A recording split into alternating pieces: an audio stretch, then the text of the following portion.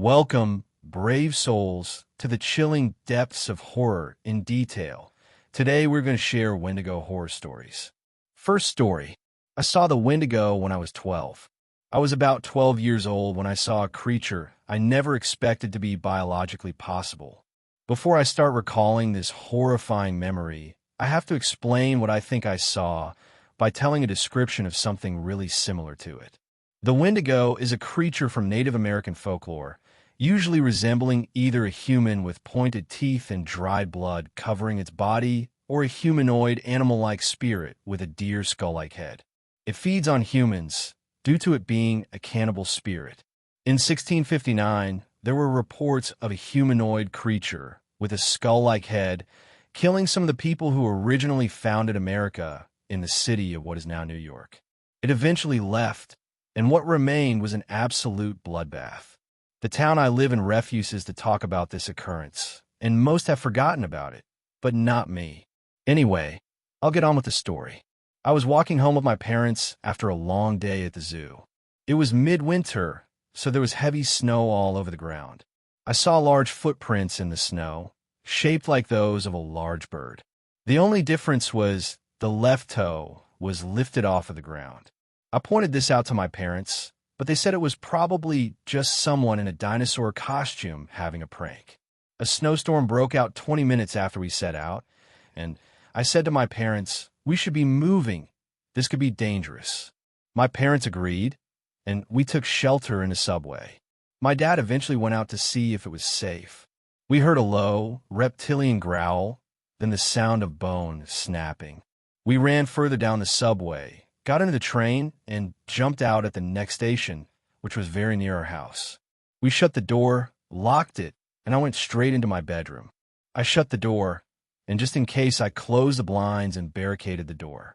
Only something supernaturally strong could push that, right? I was terribly wrong when I thought that. I heard the front door smashing open and my mother screaming. Whatever just attacked my mom pushed my door open with ease. I then realized I had made a stupid mistake. I had only used light objects to barricade the door.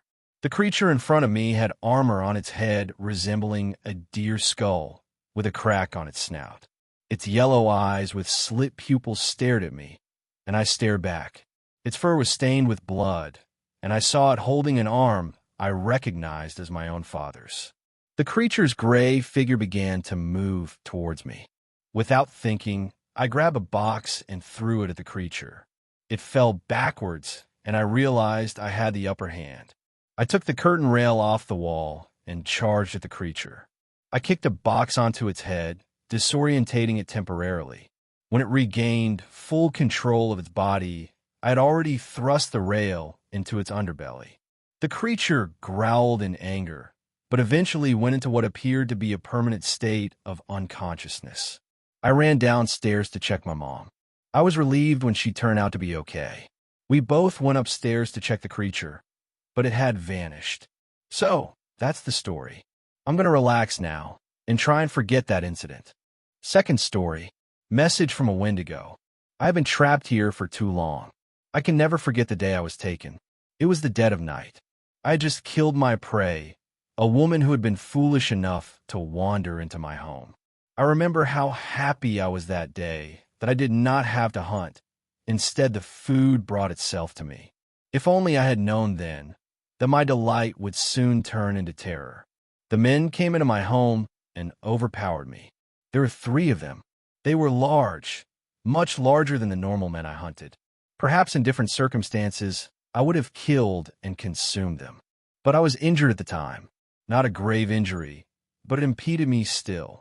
I had received the wound a week before from a particularly resilient man. He had beaten my foot with a rock, damaging my ankle, even as I straddled his chest, tearing his throat open. Looking back, I still find myself appreciating the man's sheer will. But I appreciated his flesh much more. Even without the injury, the men would have been difficult to conquer. As I said, they were large, but not only that. They were carrying strange metal poles. They were warriors of some kind. The poles fired darts that struck me and made me drowsy. The men threw me into a metal carriage that moved by means I knew not, and still do not know. It was within this carriage I lost consciousness. I awoke, I know not when, in a metal cage. I was still in a slight daze. There were men all around, all just as large as the three who had attacked me. Initially, I was ecstatic. I was surrounded by food, and I did not see any of the men who had taken me. These ones did not have any metal poles, so they were easy prey. But when I attempted to escape, I found myself unable to damage the cage in any way. I shrieked and roared and bashed at the cage. The men flinched in fear, and some pulled smaller metal objects from pouches at their hips. I drew myself to my full height, still towering above the men, despite them being larger than the ones I was accustomed to. I felt something hit me in my back, and I turned my head to see another dart had struck me. One of the men who had taken me had been behind me the whole time, on the other side of the cage, and he had fired another dart at me. Once again, I fell unconscious. When I awoke again, I was in a room. It was larger than the cage I had previously been, 10 paces wide and double across. But this one did not offer the commodity of being able to see out of it. The walls were hard stone, and the door a harder metal. I tried to break out for hours, but I could not. I laid upon the ground, only thinking of my hunger. I was utterly ravenous. Whether it was morning, noon, or night, I had no way of knowing. All I knew was how famished I was. Even if only one day had passed since I had last eaten, it still would have been one day too many without food. My capture was, regrettably, my fault and mine alone. I had grown complacent. I was situated in a location with much prey, and I stayed for too long. I have lived for hundreds of years, and I have hunted in many places. I have preyed upon men of every color and creed. I have always hidden my tracks and never stayed in one place for too long. But I was lulled into a false sense of security. My home, a deep cavern, was one I thought no man would find me in. I should have fled when that woman entered my home. If she could find her way in, of course warriors could. I cursed my foolishness, but I must look forward. The past cannot be undone. All of this happened a while ago. I can only estimate the length of time that has passed. I assume it to be a fortnight. One fortnight stuck in this prison. One fortnight too many. The men frequently take me from the room. They always do it the same way. A small part of the door is opened, and meat is thrown in. I devour it, for I am starving always. I am rendered comatose moments afterwards. They have poisoned the food. In the brief seconds before I am unconscious, I can see the door open and men enter. I always awake in the same room, but in a different position from where I fainted.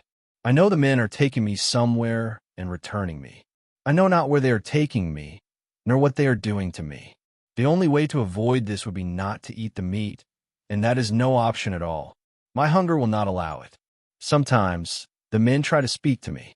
I can speak their simple language, of course, but I say nothing to them. I have no interest in doing so. Most of the time, the men leave me be. Sometimes, if I roar and bellow and strike at the walls too much, 5 men will enter the room and hit me with darts. I have attempted to attack them, but their strength is shocking. I have grown weak since I arrived here. The men wrap my injured foot in something. I am unsure of what it is or what nefarious purpose it serves. I live in fear. I fear man, whom I have preyed upon since I was created by the Great Spirit. Man, who have feared me, and indeed feared all Wendigos, now have made me feel fear. I fear their metal poles. I fear their size. I do not know why these ones are so big. A different tribe, perhaps. I am ashamed of myself for feeling this way. It is as if I am their pet. I often wonder where they get the meat from. It is man meat, without a doubt. They try to feed me other things, but I can only consume man meat. These men must kill and butcher their own kind to get it. Perhaps they consume other men as well. I shudder at the depravity of it. The thought of killing, or even worse, consuming my own kind, other Wendigos, makes me sick. I don't know what the people will do to me. I have heard a story of a Wendigo that was slaughtered by men. They chopped off his legs, then later cut him to small pieces. I imagine they will do something similar to me. Today, when I awoke, I found paper in my room. So, I write this message. I write it in my native tongue, which only Wendigos know, and is simply nonsensical gibberish to humans. I have no way of knowing where this message will go, but it is my only option. If any of my kind somehow finds this, please, save me. I will forever be in your debt. Dr. K. Bowman. The preceding transcript was written by a man named Ned Terrell, Canadian, 2.05 m tall, 34 years old. Worked as a dentist. Him and his girlfriend went missing 3 months and 4 days ago and were presumed dead. Mr. Terrell lived a normal life prior to his disappearance. He received a proper education, was never abused, never had mental health issues or any sort of violent behavior. All of his friends and family spoke of him quite highly until they were informed of his actions.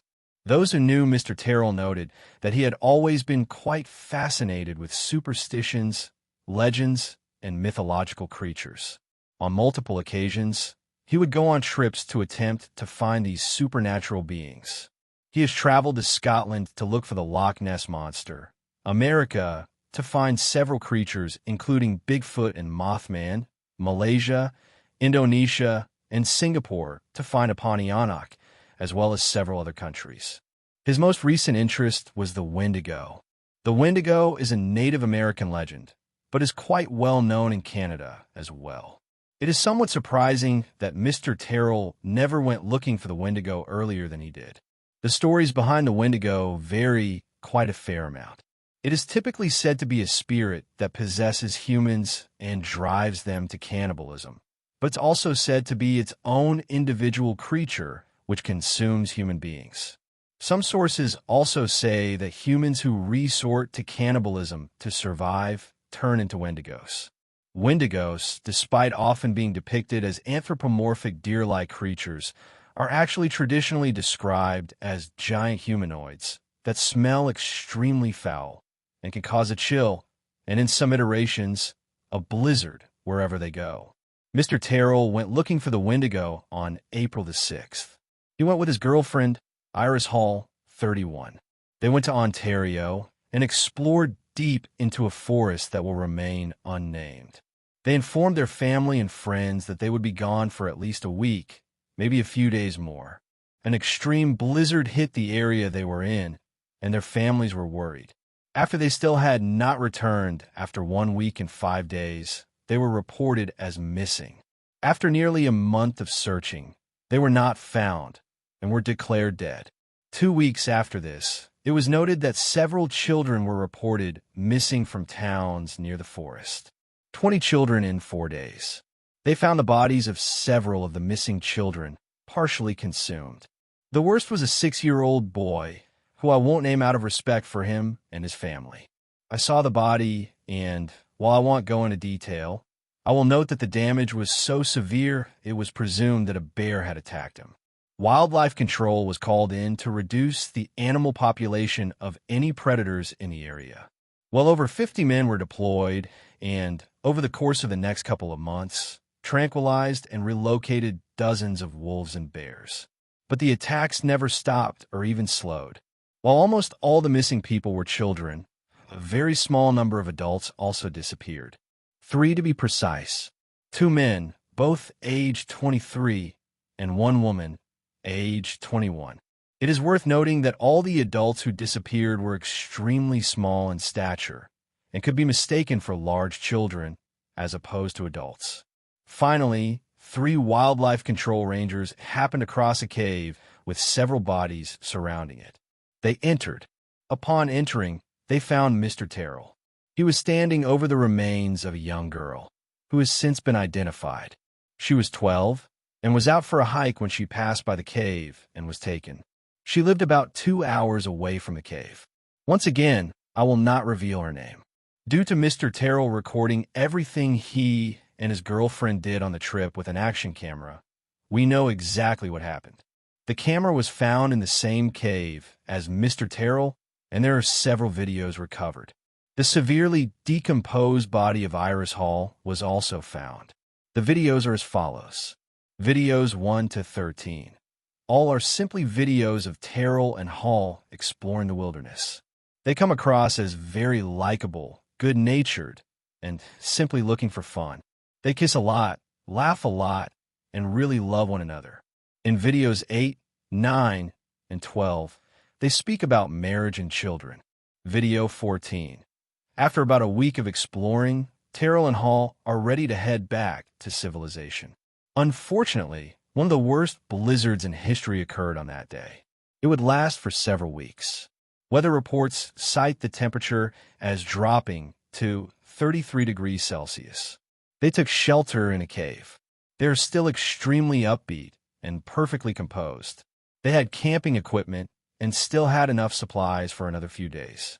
They make a few jokes, set up a small camp slightly far away from the mouth of the cave, then turn the camera off. Video 15. A video of Terrell and Hall exploring the cave. It is quite large. Terrell mentions the Wendigo and says it might be in there with them. He says that the cannibalism aspect of the Wendigo is what disturbs him the most, and that the very thought of it makes him somewhat nauseous. Hall questions how a human could sink to such depths. The video cuts off abruptly for no reason, presumably a malfunction. Video 16. Another video of the duo exploring the cave. Iris suddenly slips and screams. Terrell rushes towards her. He carries her back to the camp. He pulls the camera off his head. It ends up face down in the dirt. The video lasts for several hours before turning off, presumably due to the camera running out of battery. Video 17. Terrell facing the camera. He is noticeably upset. He remarks that Hall's leg is severely injured, the blizzard's still going on, and their food is gone. He says he doesn't recall eating any, and Iris doesn't either. He stares blankly at something off-screen for several seconds, then turns the camera off. Video 18. A goodbye video from Terrell and a barely conscious Hall. Only the upper half of Hall can be seen, due to the lower half of her being covered by a blanket. It is impossible to know the extent of the injury she suffered from. Given how much blood is on the blanket, it can only be assumed it is very severe. The two genuinely think they're going to die. Video 19. Another video with Terrell facing the camera. He is scarily thin now.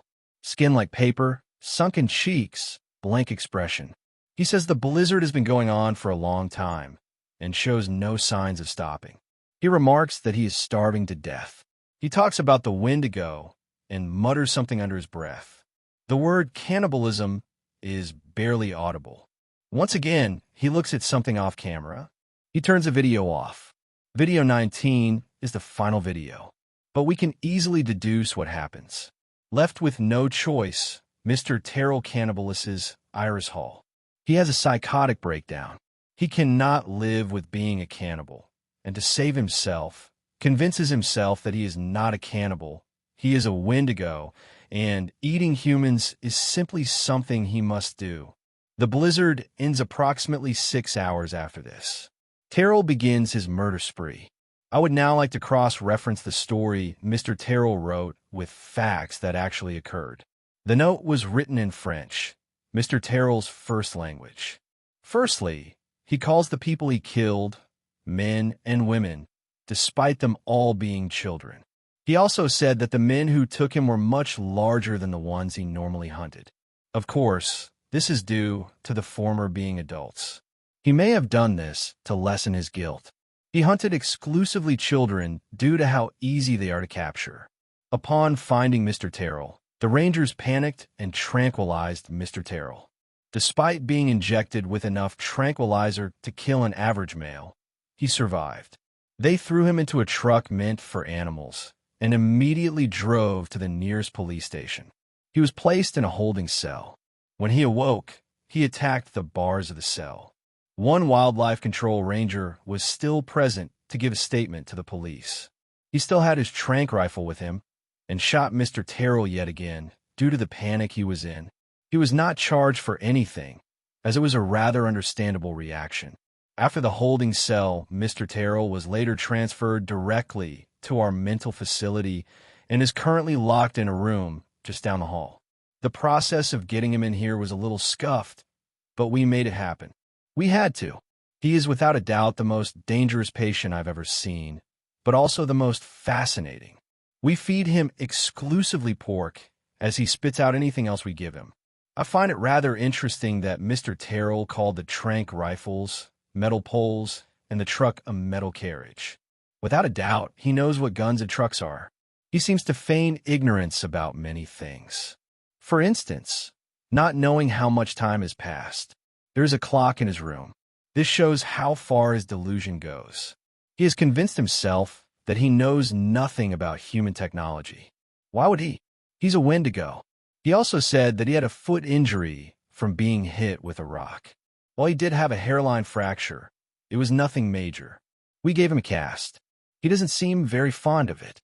We do frequently remove Mr. Terrell from his room, but only so we can clean him. He won't do it himself, even though his room has a bathroom. Not to mention, we have to treat his infections and injuries. Living in a cave and eating people for a couple of months is not good for you. As for the sheet of paper he wrote on, I had it placed in his room today. Why? Sometimes, people write down exactly what's wrong with them. Terrell will stay locked up for the rest of his life, and probably die still thinking he's a Wendigo. Nothing anyone has said or done can convince him otherwise. Myself, other doctors, and his friends and family.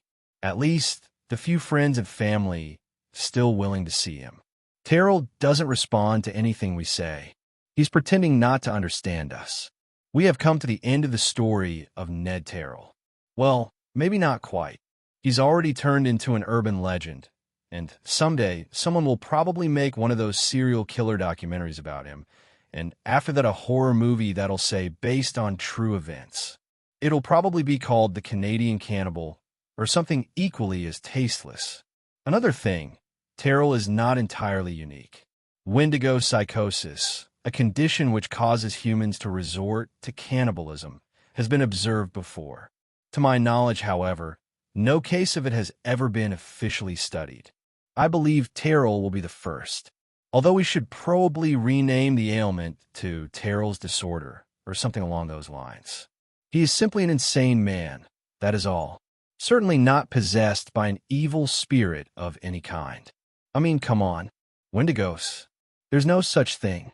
Now, if you'll excuse me, I must shut my windows. The temperature just took an absolute dive. It's rather chilly now. I think there's a blizzard coming in. Third story. Forest encounter. I've never told anyone this story because I thought no one would believe me. But after seeing the Fears to Fathom games, I feel compelled to share my experience so others can know the truth. This is the story of the time I encountered a Wendigo in Beaver Mines, Alberta. It was the summer of 2018 when my friends, Tim, Caleb, and I decided to go on a camping trip. We were in the 10th grade, looking for an adventure before school started again. Beaver Mines, with its dense forests and serene lakes, seemed like the perfect spot.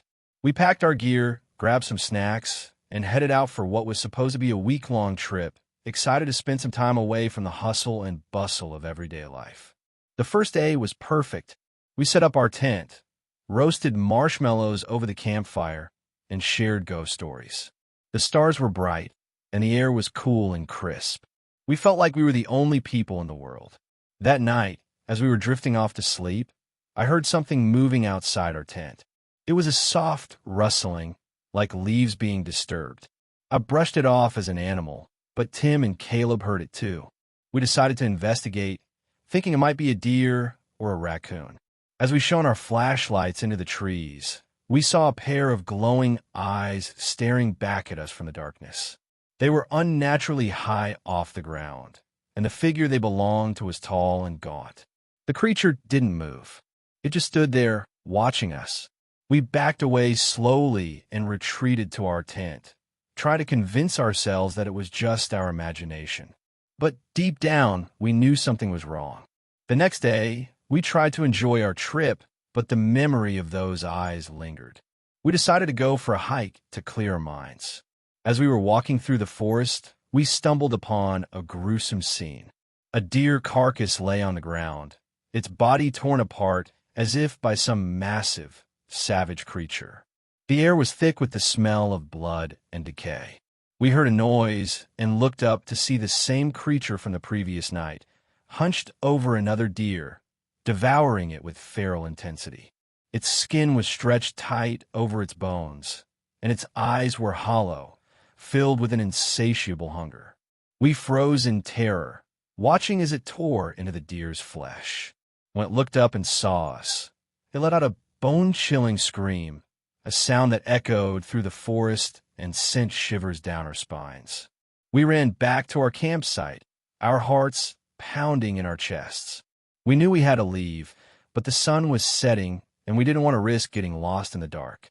That evening, as we sat around the campfire, trying to regain some sense of normalcy, we heard the sound of branches snapping in the distance.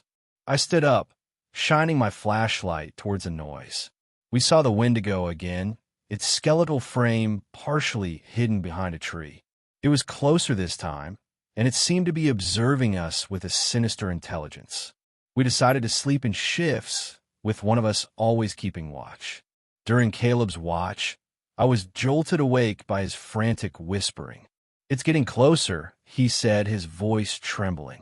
The Wendigo was now just a few feet from our campsite, its eyes glowing in the darkness. We could hear its ragged breathing and the crunch of leaves under its feet as it circled our tent. On the third night, we decided to go for a hike, hoping to clear our minds and escape the oppressive fear. The forest was eerily quiet, and we tried to ignore the unsettling feeling that we were being watched. As we rounded a bend in the trail, the Wendigo emerged from the darkness, its grotesque form towering over us. It let out a guttural roar that reverberated through the trees, and we took off running. We sprinted down the trail, our breath coming in ragged gasps. The Wendigo's footsteps pounded behind us, growing louder and more menacing with each passing second. Desperate to escape, we veered off the trail and hid in the dense brush, hoping the thick foliage would conceal us. The Wendigo's growls were now close, and we could hear it crashing through the undergrowth, searching for us. When it seemed like it was getting too close, we made a quick decision to hide in the nearest porta-potties we could find, hoping they would offer some protection. We squeezed into the cramped spaces, trying to stay as silent as possible. The creature's heavy breathing and scratching noises outside were nearly unbearable. After what felt like hours, the Wendigo's sounds faded away, and we cautiously emerged from our hiding spots. We were shaken, but we knew we couldn't stay another night. That night, we huddled together in the tent, too scared to sleep. We heard footsteps circling our campsite, and the creature's low, guttural growls filled the air. At one point, we saw its shadow pass by the tent, its elongated limbs casting eerie shapes on the fabric. In the dead of night, I woke up to find the tent's entrance partially unzipped. Peering out, I saw the Wendigo standing at the edge of our campsite, watching us with those haunting eyes. It was as if it was waiting for the perfect moment to strike. We stayed awake until dawn, clutching our makeshift weapons, but the Wendigo never attacked. It was toying with us, feeding off our fear. As soon as the first light of day broke through the trees, we packed up our gear and bolted for the parking lot. We didn't speak. We just moved as fast as we could, our instincts screaming at us to get away. When we reached the parking lot, we threw our stuff in the car and jumped in, our hearts racing. Just as we were about to drive away, I looked out the window and saw the Wendigo standing at the edge of the lot, its eyes locked onto mine. It didn't move, but its presence was a terrifying reminder of what we had experienced. We sped away, leaving beaver mines and the Wendigo behind. Since that trip, I've never gone camping again. The memory of the Wendigo haunts me, a constant reminder of the terror we faced. What was supposed to be a week-long trip ended abruptly after just 4 days. I hope that by sharing this story, others will be aware of the dangers that lurk in the shadows, waiting to prey on the unsuspecting. Fourth story. My dog and I found sign of something hungry in the Sierra Nevadas. Any idea what it was? Nothing seemed out of place at first. I thought I knew my shit and I had a gun. This should have been nothing new. This all happened yesterday, near the Sierra Nevada mountain range. I'm not going to make any assumptions as to what I saw or what was out there in a mountain forest. I will leave that to you. All I'm going to say here is what I saw with my own two eyes and the two of my dog. But first, a few points of background info before I get started. I am a geologist with a small but reputable gold mining company. My job is to travel to sites thought to hold gold and direct a team of company employees and contractors in the use of a variety of technologies, geophysical, chemical, visual, etc., in locating where the gold actually is. Basically, I'm a modern-day prospector, but instead of a gold pan, I have an excavator. Half the time I work in the land of our grizzled friend Ursus Arctos, so I carry with me, at all times, a Ruger Alaskan. Basically a snub-nosed gun that fires huge bullets and absolutely breaks your hand but breaks the bear faster. The other half the time I work in hot, sticky, corrupt countries that a revolver won't make you much safer in. As a geo-nerd, I love the outdoors and consequently travel a lot to a variety of places that my girlfriend describes as rugged-ass. Can't really say I blame her, and I always travel with both my gun and my dog Farkas, a large and hyperactive Malamute that I raised from a pup. We typically tin out in the middle of somewhere remote and go fishing, hiking, rock hounding, whatever. I stay away from swimming, caving, climbing, and the other things that tend to kill you if you do alone. Farkas and I do everything together, and I always try to avoid living through my camera lens, so I have a GoPro harness for him. He wears it around, and if anything interesting happens, I flick it on with a remote I have. This time around, I didn't have as much time until my next FIFO rotation, so I thought I'd go somewhere a bit closer to home, the Sierra Nevada range in California. A place with a gold industry, so I'd feel right at home, but remote enough for me to do my own thing for a few days before heading back to work. You probably wonder why I would go to a mountain range in January. Well, the weather was in the 50s, and suffice it to say, I've dealt with much, much worse on the job. I got on my site on the morning of January 5th, 2015, and nothing seemed out of place at first. I was lucky this time and had a nice big clearing to set up my tent and stove and other things. After getting all settled in, I decided to go take a hike around the outskirts of the clearing and the surrounding grove just to see what was around and make sure there were no bears or cougars nearby. While on the hike, I became quite convinced that everything was in order. Farkas didn't bark at anything or seem scared or show any signs of concern. It wasn't until I got back that I realized something that gave me real pause. I hadn't heard a single bird on the entire hike. This might seem ridiculous for a summer in a well-forested mountain area, but if a big predator is around, I swear, and I go back and forth on this with my biologist friend, that the small things will keep their mouths shut. This was alarming to me because Farkas didn't pick up on anything at all, and there was no visual sign, dung, fur, etc., of anything big. Eventually, I decided to just try and put it out of mind since I'd already taken the effort to get up here. The next several days were much the same. Hikes and walks, sometimes spent fishing, but I never got a single bite. In more ways than one, no fish and no mosquitoes either, something that absolutely blew my mind. By the end of the second day of my 3-day trip, I decided to break one of my rules and pull out my phone. I wanted to learn about the area. I was in to see if there were any DNR reports or other observations on the area as to why there was no life at all. Don't get me wrong, I didn't blindly pick a campsite. I was just looking at more academic info this time around. The answer to my search revealed nothing more than an anniversary commemoration for the Donner Party, a group of pioneers who had a hell of a time getting out to California. Apparently, I was staying near their old camp from 150 years before, well, nothing useful, I figured. And so ended my second to last day of camping. Have you ever slept in a room with a dog that just sits there and stares at the door or a wall? It is a horrible thing to try to get asleep to, and it is about 1,000 times worse when you wake up to the dog staring at the door. I quickly threw my boots on, leashed Farkas, and took a step outside. The second I unzipped the door, I was filled with a profound and deeply unsettling feeling that something was off. Wrong. An uneasy feeling in the pit of my stomach. I had survived bear encounters, but those felt more direct, brutal, and untamed natural. This was different. This was a sense of wrong, a sense of some sort of mistake, not an active feeling as if I was being watched, but more knowledge that bad was around me. You might have felt it yourself if you've ever left your car unlocked in a bad part of town. It was the sort of feeling that reminded me of some of the less safe countries I have worked in. I decided what I would do, a once-over of the perimeter to make sure there weren't any bears or big cats, and then I'd pack up before loosing Farkas with the GoPro on to see what it was. I was heading out soon anyway, so I figured I would be able to review it soon enough. I let Farkas go, flip the camera on, and he immediately bolts to a steepish hill about 100 feet from my tent. He looks at it and barks a few times before I realize there's a sort of hole or tunnel there, about just wide enough to crawl through. I mentally kick myself for not expecting this sort of thing as a minor, but before I can grab him, Farkas weasels his way into the tunnel. Fuck! Now this won't be good. I can't lose my dog.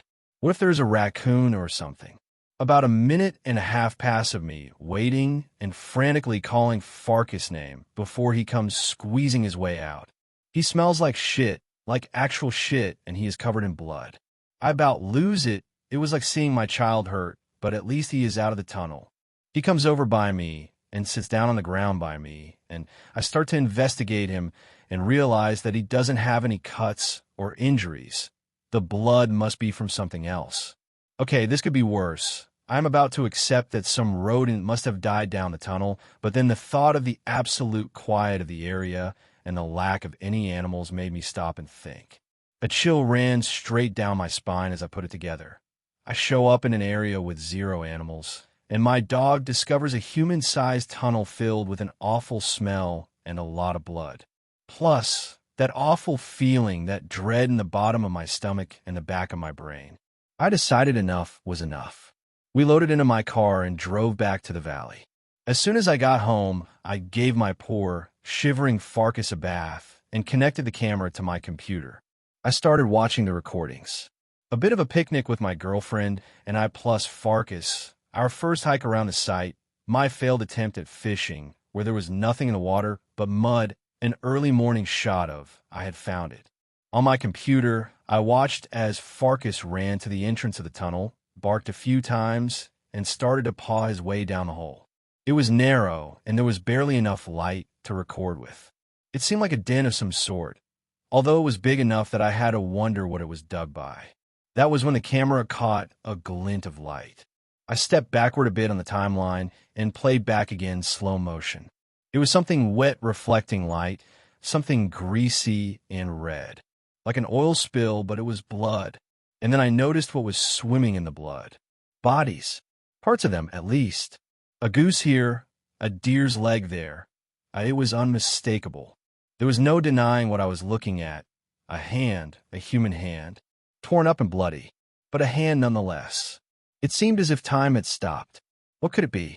Too small for a bear, and cougars don't live underground.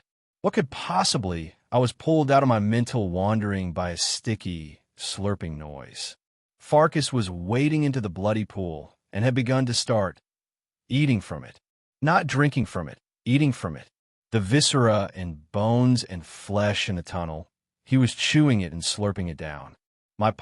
My poor pup crawled down the tunnel of some devouring animal or beast or thing, and it started eating the hungry leftovers.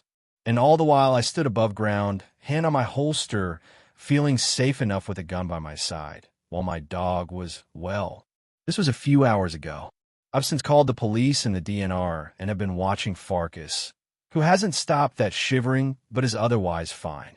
Looks like I was more successful than the Donner Party. Maybe I discovered a new predator? We'll keep you updated. If anyone here can offer ideas as to what I found, I'd love to hear. Fifth story.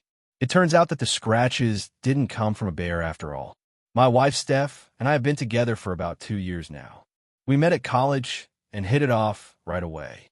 Steph was orphaned when she was very young, so she'd been raised by her grandfather until she went off to school and met me. I didn't know much about her grandfather other than that he was extremely protective of her, almost verging on paranoid. Still, He passed away before I got the chance to meet him, so I never really gave him much thought other than to comfort Steph. That was until we found out that he owned something like 900 acres of forest. Steph was his only living descendant, so she was given the deed and a key ring pertaining to a house that she'd never seen before. What a 23-year-old girl was going to do with all that, I don't know. All I know was that when she told me about her new land, I knew we had to go check it out. As we drove up, I asked her if she'd been to this house in the forest before. She said, "Listen, I didn't even know this land existed. I have no idea why Gramps would keep it from me." It was pretty clear that she was still taking his death pretty hard. No wonder really. He'd basically raised her after all. The drive up into the mountains from our college took a couple hours. The forest was thick with pine and oak trees growing close to the road. The further we got from civilization, the worse the roads got. Potholes, broken branches, and even grass had begun to sprout out in some places. Our plan was to stay the night at the house, but if that didn't pan out, we'd brought a tent as well. Our GPS had us turn off on a gravel road. This road wound and twisted around turns and rocky outcroppings. It was pretty clear that it was leading us down into a valley. After half an hour or so on this new road, we saw the house out in front of us. The house had clearly been abandoned for decades. I had brought my camera with us, so I took a picture of it right as we stepped out of the car. Steph was pretty clearly disappointed. Well, I guess it was too much to hope someone would be caring for it all this time. Stretching my legs after all that time in the car was really nice. Steph walked up to the house to check it out. I warned her that the ground might be rotted out and to be careful. I started walking around the house. I came back to the house and walked in the front door. The inside was a mess, all rotten wood and dirt. I was honestly surprised it was still standing at all.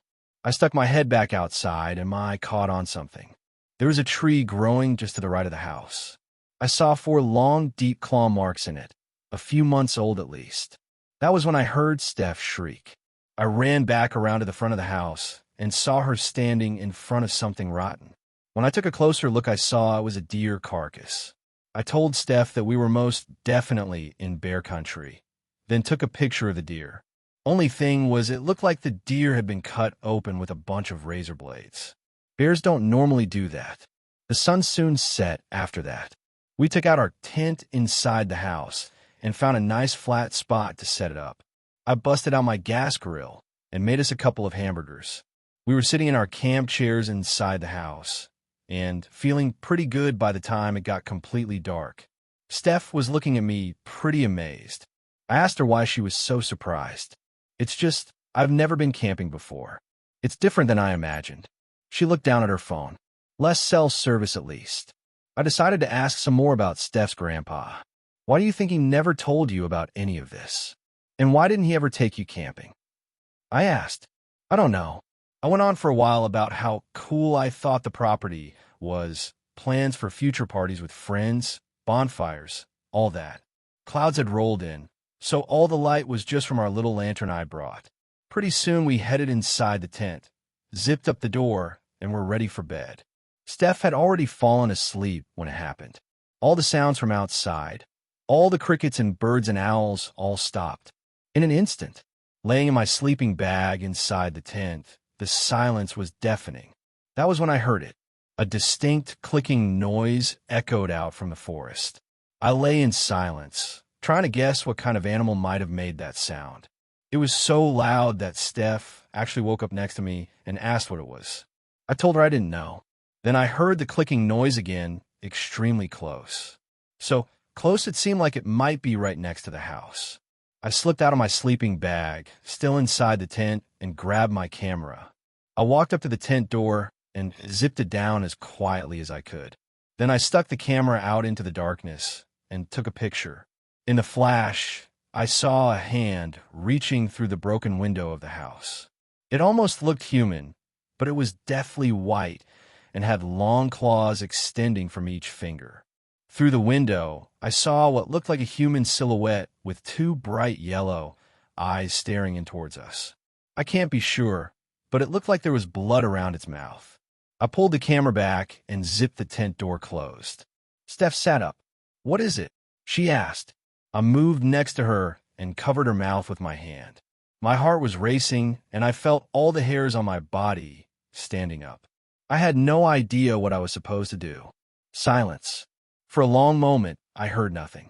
Then the clicking sound echoed out from where I knew the front door of the house was. Steph stared at me, her eyes clearly confused and afraid. She put her hand on mine and tried to pull it away, but I shook my head and didn't take it off. Silence again. I strained to hear, but nothing. For what must have been 2 minutes, I sat with my hand on Steph's mouth. Then I heard the clicking from just a few feet outside our tent door. I have no idea how it got so close without making any sound. I froze for a moment. Then, as quietly as I could, I reached into my pants laying on the ground and pulled out my car keys. I hit the unlock button twice. My car's horn beeped loudly from where we'd parked in front of the house. Silence again. Finally, after what seemed like an eternity, I heard the clicking from out where my car was parked in front of the house. The clicking echoed out a few more times, but each one was further and further away. After half an hour or so, the crickets started back up and the forest sounded alive again. Steph stared at me. "What did you see?" I told her to get dressed and to be ready to run. We got dressed in the tent, and I opened the door. We ran to where my car was, jumped in it, and sped away. I didn't stop until we reached home. The next morning, I went out to my car and saw this on the hood. Has anyone had experiences like this? I'll update the story if anything new happens. Sixth story. Wendigo. I love the woods. I love mountains. Being able to live so close to nature is a privilege I've never taken for granted. But recently, something strange happened out there that I'd like to share. I was heading down a path in the woods, not far from my home. It had been snowing heavily for the past couple weeks and was finally starting to calm down. In the distance, I noticed what appeared to be a man leaning against a log, far from the trail. He was still. I feared maybe he had been stuck out here and frozen in that spot. It's all too common out here when the snowfall is heavy. I made my way over to him. As I got close, I could see his ears and fingers were frostbitten. His clothes were dirty and disheveled. His mouth was covered in dry blood.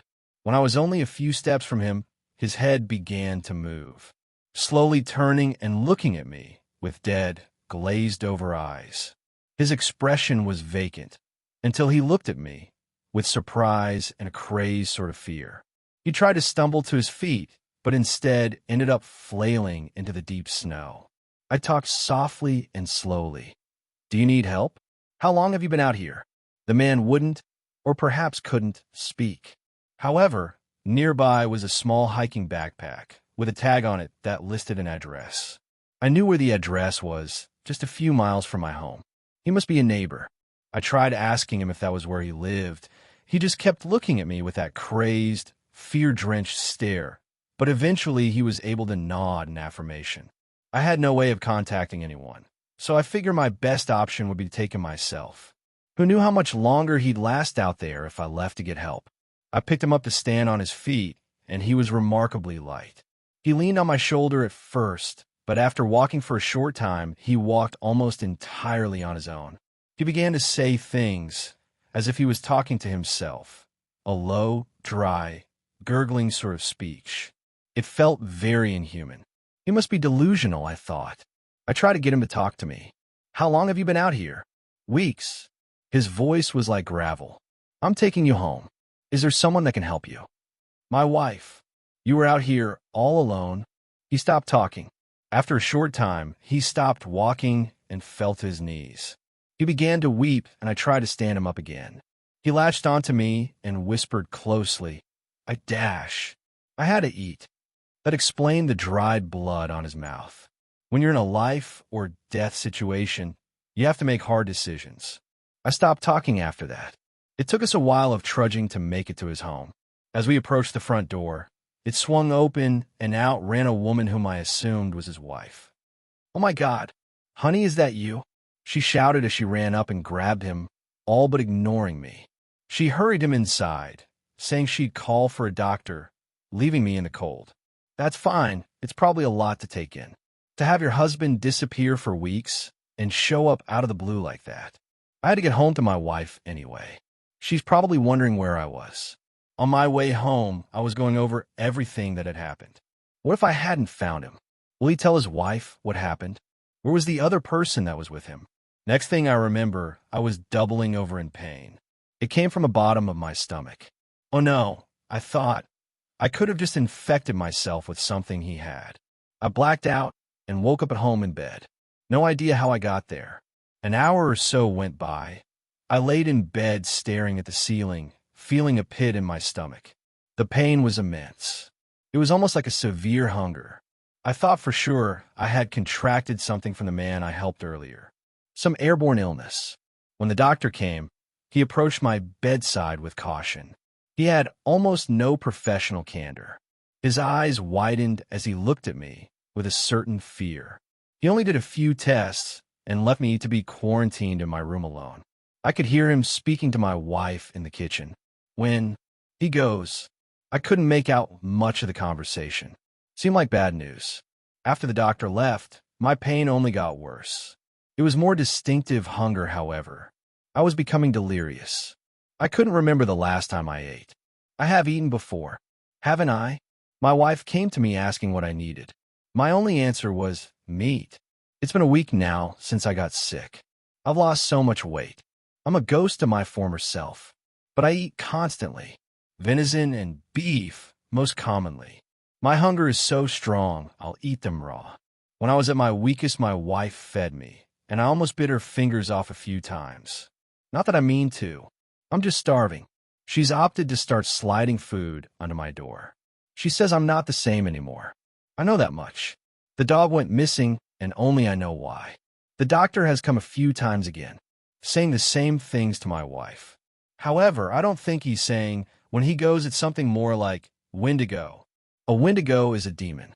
They'll take over your body and slowly kill you. They say Wendigos do awful things to you, killing people and consuming their flesh. Soon I'll die. I can feel it. Whatever has happened to me will be the end of this body. Then I'll have to go. But what can I say? At least you got this far. I helped you out of there. You never would have survived without me. I just needed this body. It's been such a long time. Out there in the woods. I love the woods. I love the mountains. 7th story.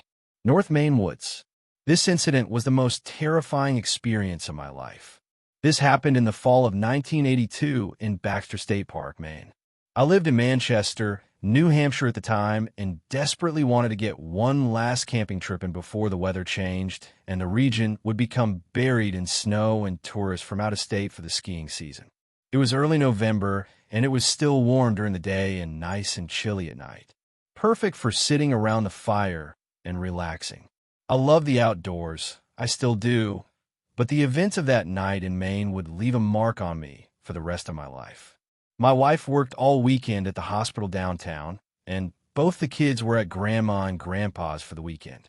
I called in sick to work, loaded up my Bronco, strapped the canoe on the roof, and hit the interstate. I was on the water late in the afternoon. I loved this area because of how remote it was. I was few miles from my launch site, where the truck was parked, when I spotted a perfect place to camp. I paddled toward the shore. This is a great spot, I thought to myself.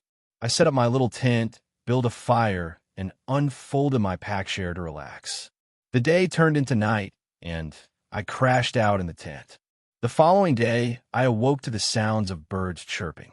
It was a little cooler, but still great weather. I took my camera out into the forest to take some pictures. I did some fishing and just enjoyed the peaceful stillness of this remote wilderness. The day was uneventful, and soon after dinner, I lay in my tent with my flashlight reading. I must have dozed off because I awoke startled by something moving outside my tent.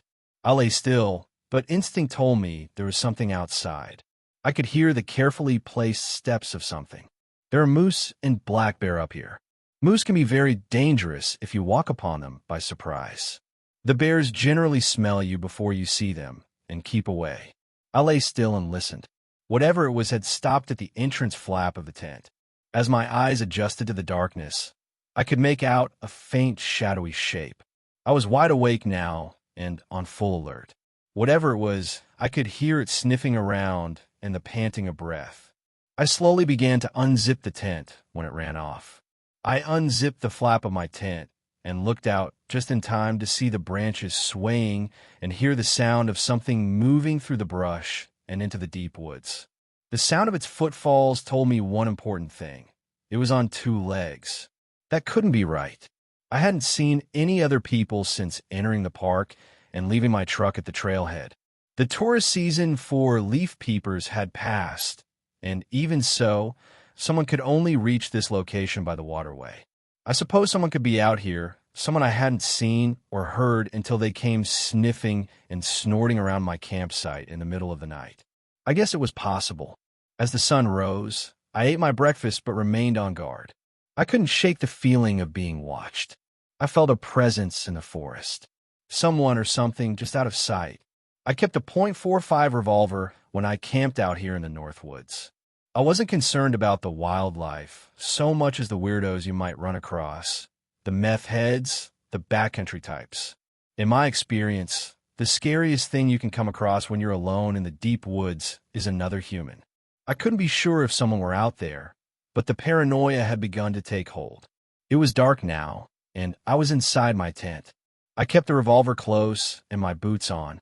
I was done playing games. I shouldn't plan on shooting anyone, but I was damn sure to show them I was no easy target. I sat up quickly. I must have fallen asleep again because I was startled awake by movement all around the tent.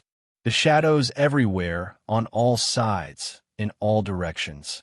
I could hear sniffing and snorting, low grunting, and raspy breathing. What the hell is happening? I thought in a panic.